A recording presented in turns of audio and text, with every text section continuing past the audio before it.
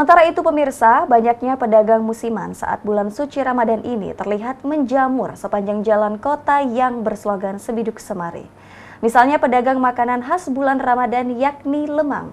Pedagang lemang mengakui lebih memilih berjualan saat hari biasa ketimbang di bulan Ramadan, dikarenakan sudah banyaknya pedagang yang berjualan. Lemang merupakan salah satu kuliner yang sangat populer saat Ramadan. Makanan berbahan dasar beras ketan ini banyak dijumpai saat Ramadan, terlebih juga mengalami peningkatan permintaan khususnya di bulan Ramadan. Lemang memiliki cita rasa manis dan gurih dengan aroma yang khas dari bau bakaran bambu dengan daun pisang muda dapat membuat siapa saja yang melintas akan tergiur.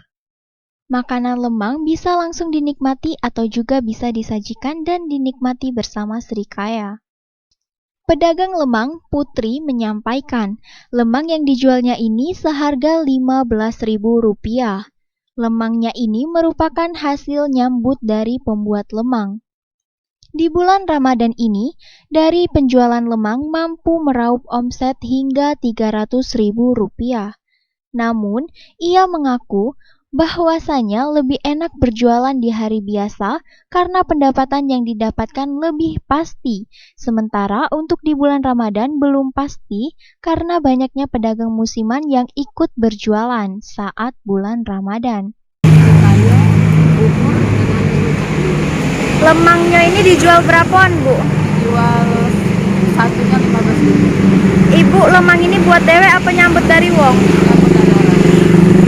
Ibu nyambut 10.500. 10.000. Rame dak, Bu, jualan di bulan Ramadan ini? Kadang ketemu ramenya rame, kadang ketemu sepi. Kalau lagi sepi, biasanya penghasilannya berapa, Bu?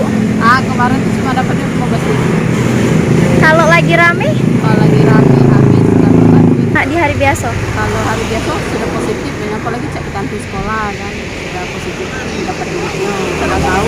Tapi kalau Ramadan ini kan tinggal rezeki-rezekian, mau lah banyak. Tim Liputan Silam Pari TV.